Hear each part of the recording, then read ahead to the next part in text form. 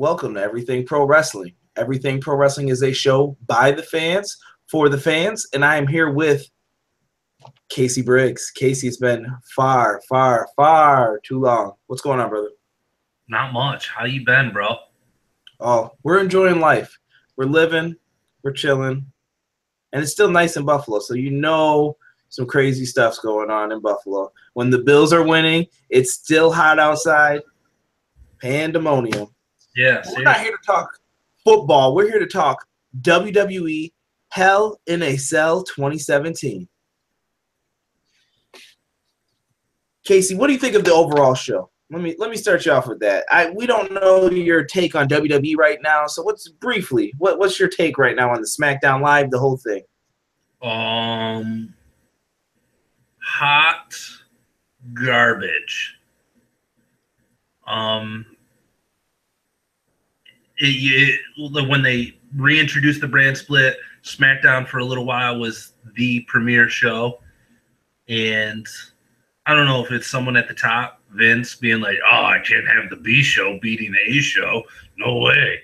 So I don't know what happened. I think a lot of it has to do with the fact that Road Dogg took over creative for it and it just it sucks. It sucks. Jinder Mahal's their champion. I mean, that's all you got to say. The fact that he's been champion this long is absurd. I think that us going through this card will give us more than enough time to rant and rave about different things. First match, we're going to start with the kickoff show match because everybody loves a good kickoff show match, right? Absolutely. We have the new world's greatest tag team, Benjamin and Gable versus the Hype Bros. What are you thinking at this moment of Benjamin and Gable as a team, Hype Bros? I mean, they work well together. Their styles match up. It's cool. It's cool seeing Shelton Benjamin back. But the Hype Bros, I don't know. As far as a prediction for the match, that Benjamin and Gable are going to win, which I think is finally going to lead to Zack Ryder turning on Mojo Rawley. So you think Ryder's the one who needs to go heel? I think both of them need to go heel. They should just both become a heel tag team. But I don't think they're going to do that. See, that was my idea of what I would do if I'm in the booking room. I'm like, everyone's expecting us to turn these guys against each other, and I think we have them just say, you know what? We've been too nice. That's the problem. And then have them just start wrecking people. Yeah. Oh, 100%. Like, I feel that the way I would book it is they lose the match, and then afterwards, while Gable and Benjamin are standing there celebrating, just boom, crush them from behind, just take some chairs to their backs, boom, just cement them as a heel tag team. And Tuesday night, they come out and cut a promo about how they're sick of being a joke. They're sick of being overlooked and being a laughing stock in a gimmick tag team, and they're ready to be taken serious. Yeah, and I think that'll lead to them being on the other side of like a Survivor Series tag team match or whatever. Yeah. Concur, my good man, concur. Next thing I want to ask you about is actually going to be a segment. And I also have Benjamin and Gable. That's a pretty obvious choice. Breezango and the Fashion Files will be returning. I'm kind of tired of these skits. I want to see these guys in action. I want to see them fight real tag teams. I get the New Day and Uso stuff's been pretty hot, but I don't know. Breezango needs something else. And I guess I'll start this off. I'm ready to see Eric Rowan and Luke Harper debut. They're going to be a tag team. It should be against these guys. Like, there's no more BSing or beating around this. Like, let's debut these guys if they're the ones wrecking the office and doing all this stuff. I concur. I agree. It's just, I agree with you. I love Breezango. I really do. One of my favorite tag teams on either show, but it is getting a little like, okay. Like they even mentioned it on SmackDown this week. Like they were supposed to return on SmackDown and they didn't. They got bumped to now they're coming back on the pay-per-view, and it's just, I don't know, it's weird. It's weird, but like you said, like, yeah, I get that New Day and the Usos has been hot, but I feel like too often, like, they wait. It's like, why not have a secondary tag team feud going on? And that way, one of those teams can come out on top. And then when the New Day Uso rivalry, like, finally comes to an end, which it should at Hell in a Cell, that you already have another tag team ready to go to step in to feud with the champs and continue moving forward with a story. Like, I feel like too often WWE doesn't do that. They just kind of, like, it'll just kind of seem random. Like, on like the New Day, if New Day wins or whatever, like, whoever wins, like, I just say the rivalry should end because it's Hell in a Cell. Hell in a Cell should end a rivalry. And so whoever the champ is on Tuesday night, like, I just feel like a lot of the times, like, WWE makes it, like, very random. Like, oh, now all of a sudden just some other random person's going to come out and okay, here go. Like, why not just have that secondary feud going already? And then, boom, like, it just makes sense that they step in. Like, we beat these guys, and you guys have the belt, so hi, what's up? How you doing? I agree. I think that WWE's like a child playing with toys. Whatever their favorite toy is at the moment is what they are going to play with. If you're broken, you're just going to get broken even more as they toss you into the corner, and they're just going to keep trying to rip your head off and destructively, like, dismantle you. And at the same time, if you're the toy they love beating up on all the time, you're just going to stay in that spot until you either say something, do something, or try something different. Yep. And that was the point where Zack Ryder was for a long time. But I'm ready to see Breezango in the tag title picture. I'm sick of this. So let's get them back in there and give them a chance. They proved that they could hang. 100%. But do you think that they're going to come out on top over a returning tag team? I think if this is me booking it, I would bring Breezango back very slowly. The problem is you bring back Harper and Rowan, let's just say, like I said, what are you going to do with Breezango? I mean, that'd be the team I'd have them conquer eventually, but I'd have Harper and Rowan destroy them for a couple weeks. Just in singles matches, just destroy them over and over again until the big tag match, and then Breezango gets the victory over them. To propel them forward and leave Harper and Rowan searching for help or answers until they get Bray back or something else. Agreed. I think the first match that we're going to see on the Hell in a Cell show will be the New Day versus the Usos, only because you have to start off with a Hell in a Cell match. And for the first time ever on a pay-per-view that has multiple Hell in a Cell matches, I actually feel like these two matches are deserving of being in Hell in a Cell for once. Rarely do you ever get that. So agreed. It's one of the big problems with these pay-per-views that are named after gimmick matches, like especially Hell in a Cell. Hell in a Cell is a feud ender. It's like we're bitter rivals, and we finally come to this point, and we're ending it in hell. We're going to decide it in Hell in a Cell. Cool. That's what it's for. Not for, oh, hey, it's October, let's just shove two people into a Hell in a Cell match for the hell of it. But I agree with you. For, first time in a while, like, both these matches feel like they deserve Hell in a Cell. All right. So we got the New Day versus the Usos.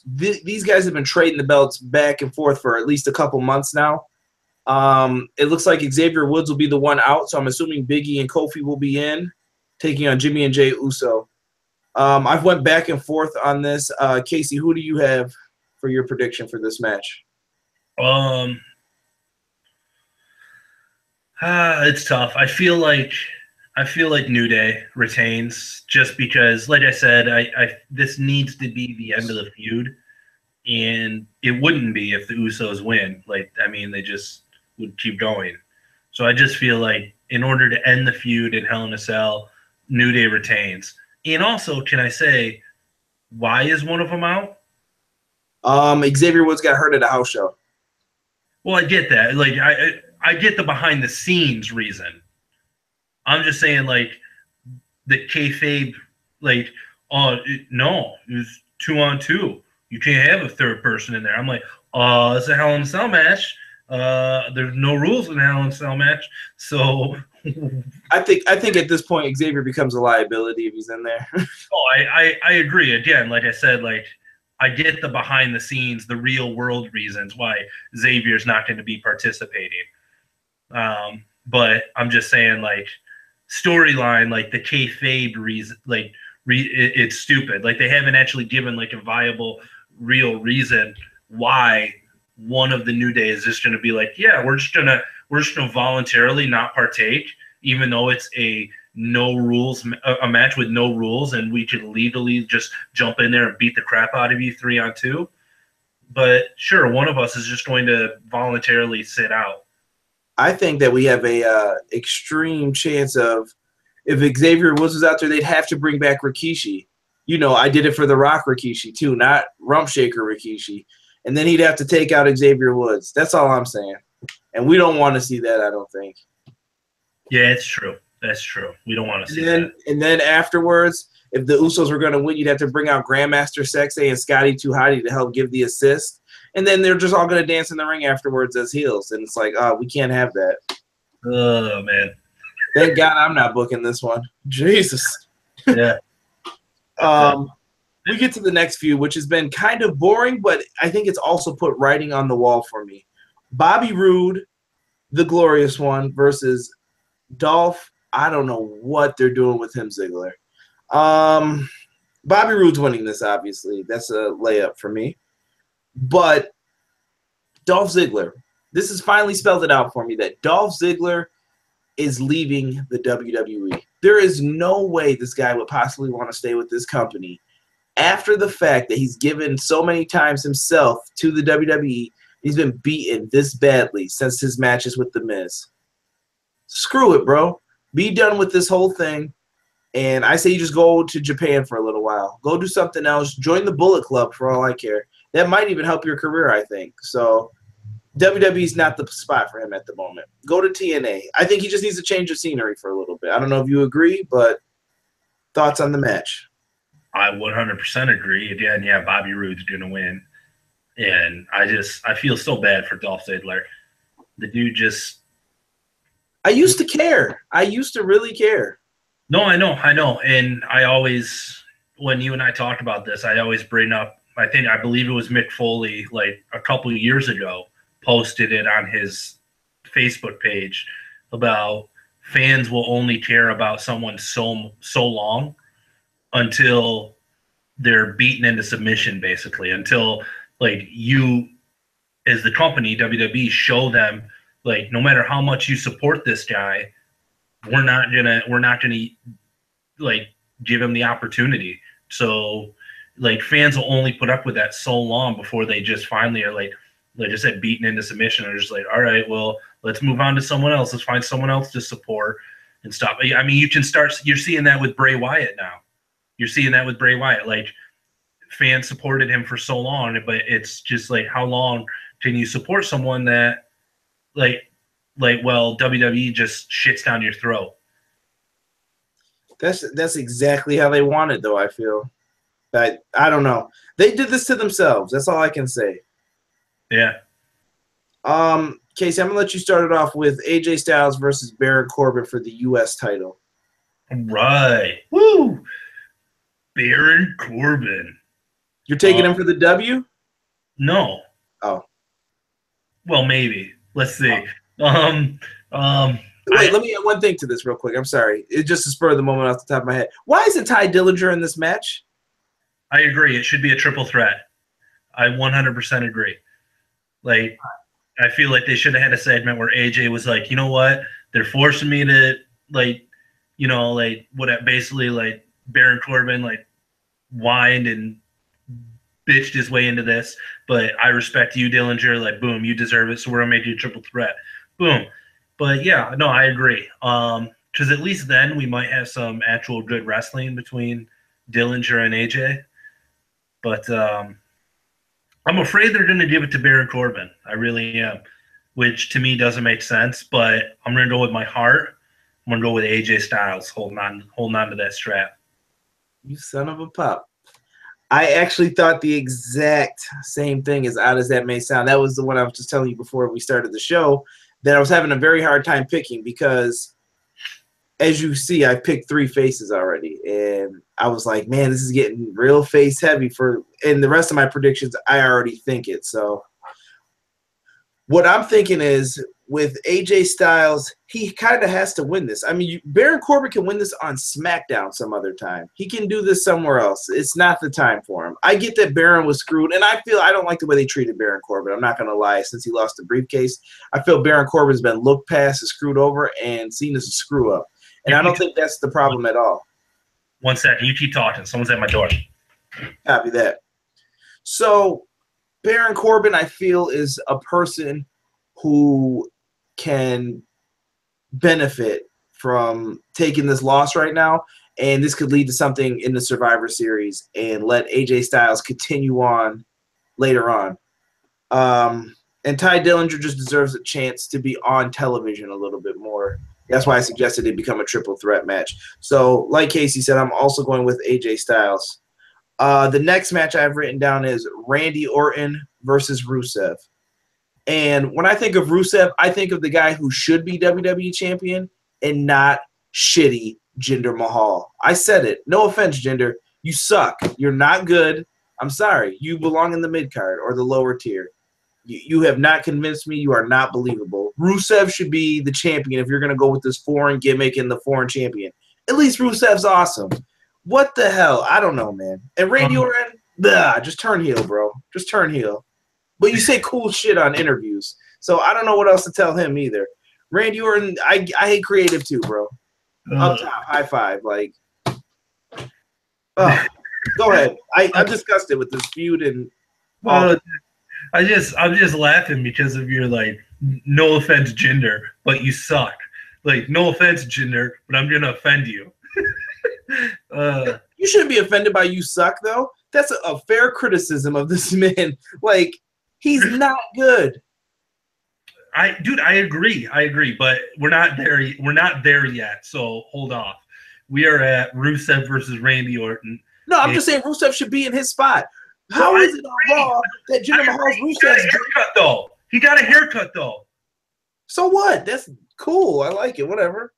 I agree. Like WWE's like petty like that. And I got Rusev winning this match. And finally, I think Orton will turn heel afterwards. I think he stays face until at least Survivor Series. Like I said, I'm just plotting people in Survivor Series matches. This feud can't be over yet either, because WWE doesn't know how to do that in 1 month anymore. They forgot how to book Attitude Era style, I guess. Yeah, it's true. That's very true. But yeah, Rusev with the W. Yeah, maybe Aiden English gets the beat down here in the end, and then they walk away from this. And you know what? Respect to Aiden English. I've always liked him. Even when I first saw him, he had the same gimmick on NXT. Aiden English, top quality performer. He's doing very well, and I'm happy for the guy. Now we get to what I think will be the next match. Jinder, I suck Mahal, or Hardbody Mahal, because he takes the juice, I said it, versus Shinsuke Nakamura. Do you like the way, like, he needs to work on his pecs a little bit? And this is coming from someone who has man boobs, so, you know, I'm just saying, like, he's got to use that juice to work on his pecs a little bit. He's got those little chocolate chip Hershey drop nipples sticking out. It freaks me out when I see him in a match, dude. Dude, freaks me out, man, every time. This show is going to hell in a handbasket.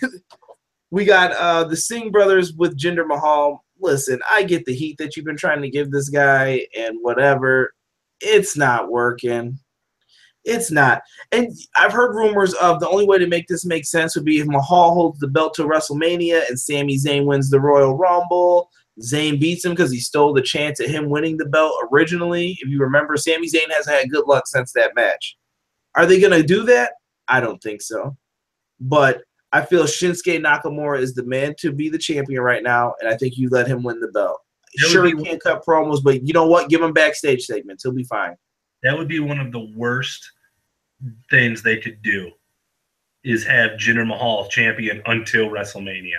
That would be The worst thing ever. This guy didn't deserve to be champion for one day, let alone however long he's been champion.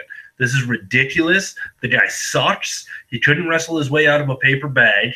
Yeah, I mean, he butchers his own goddamn finisher just about every time he tries to do it.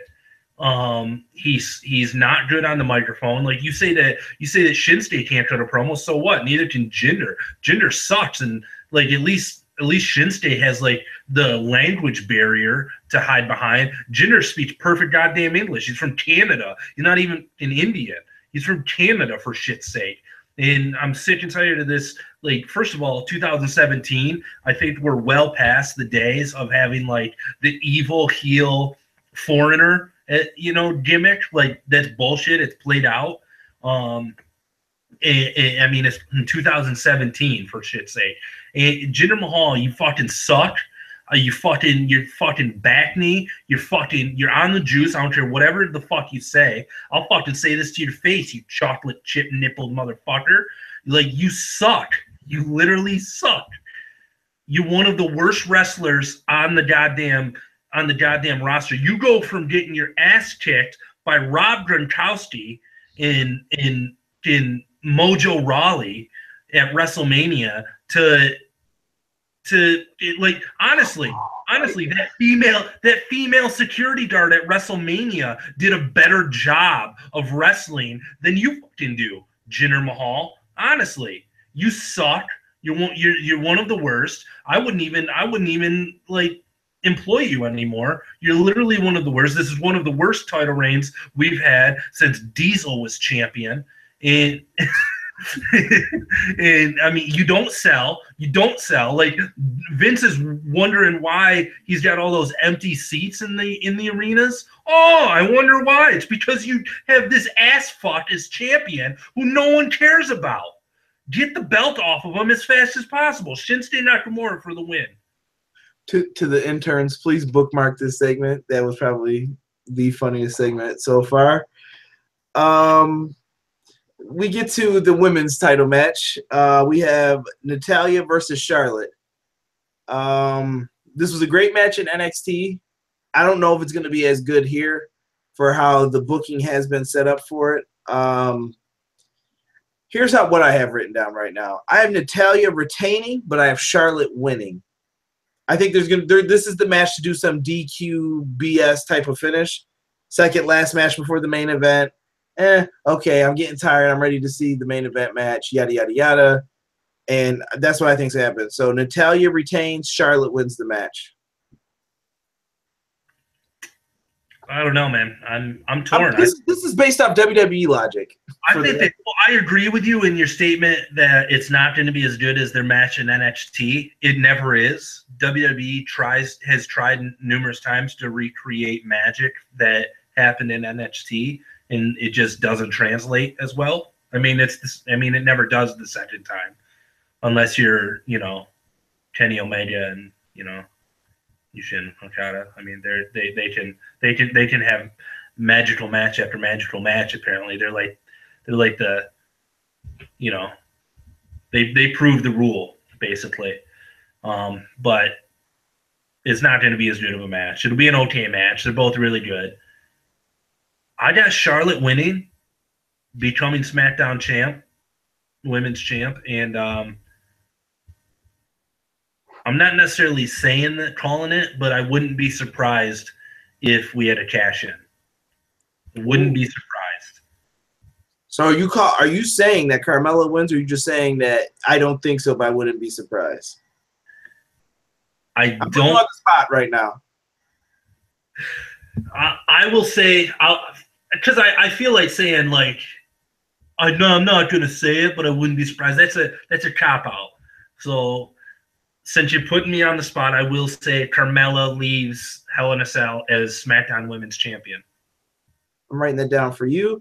I think they're going to hold off still for a little bit. You can't have every Money in the Bank winner just walk around with it for a year. That gets boring. No, I think she's just going to hold on to it for about a month or two more. All right, we'll see. It's part of her gimmick now, so.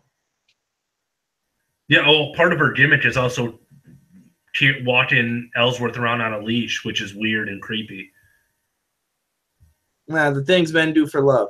So we get into the main event of this show, which is Shane McMahon versus Kevin Owens. The build-up for this has been, I don't know. It's been different. And they also made this a Falls Count Anywhere match, which is odd because it's Hell in a Cell. Huh? Falls Count Anywhere only in the cell?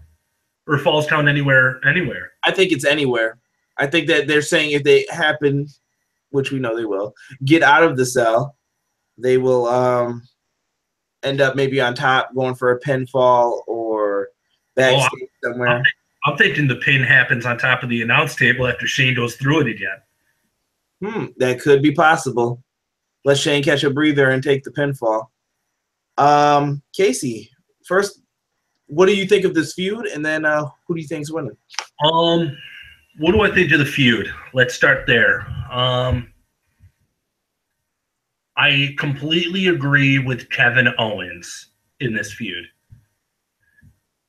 Shane McMahon, I mean the McMahons in general, but Shane specifically, it's just something it's I don't know, it's weird. It's just something they've done with his character since he came back, and that's just, he does have a tendency to just shoehorn himself into situations that he shouldn't be in and just kind of like make it all about him. So I completely agree with Kevin Owens, and that just speaks to a larger picture, a larger problem in WWE in their creative and how they, many times the heel is the one speaking truth and the face is like, no, you're just a crybaby. Like, no, it's true. Everything Kevin Owens is saying about Shane McMahon is true. The build-up, though, it's been pretty lackluster until this past SmackDown. That was a pretty awesome segment to end the show. So that segment alone is what really got me hyped for it. Up until then, I was kind of just like, like Shane once again just stealing a spot from someone more deserving. But I feel like they pigeonhole Shane into those matches too. Yeah. Like, so Daniel Bryan can't wrestle, you have to. And he's probably like, I really don't want to. My body still hurts from, okay, Dad. Yeah, sure, I'll do it for you. Why not? my body still hurts from Roman Reigns spearing me in half. Oh, God, I forgot about that, too. Yeah. Shane was out, dude. Shane was out. It's probably Roman's best spear ever. Yeah, I don't know. Like I said, the build-up's been pretty but that closing segment on this week's SmackDown is what really got it over for me, and so I'm looking forward to it. Like we said at the start of this, like you said, I agreed with you. It feels like it deserves Hell in a Cell. Like after that closing segment, I really feel like, okay, yeah. I do expect something crazy. Shane, the last time you were in Hell in a Cell, a couple years ago. All right, bro. You went off the top. So if you or Kevin Owens do not go off the top, disappointed. Wow. Come on, man. What? I want hurt for Shane. Shane's probably like, I'm tired of doing these falls. Why can't I just wrestle a match? Because we saw what happens when his match against AJ Styles wasn't that bad. But I feel like that was all AJ Styles trying to like carry him through.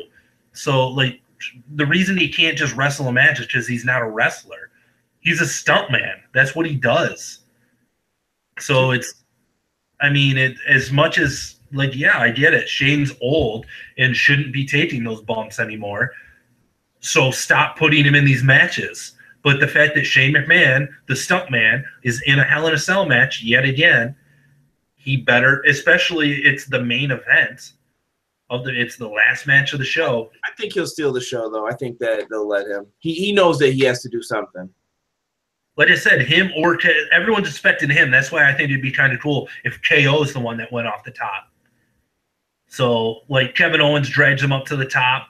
They're having their crazy, fight at the top.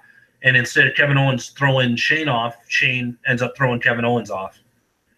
and Kevin Owens goes through the announce table. That's what I would prefer to see. Just like I said, everyone's expecting Shane to be the one that takes the crazy bump, the crazy spot. So it'd be cool if Kevin Owens is the one that did it. So, but I still have Kevin Owens taking the win. Same here. Wow. We agreed on a lot of these. I have Kevin Owens also winning.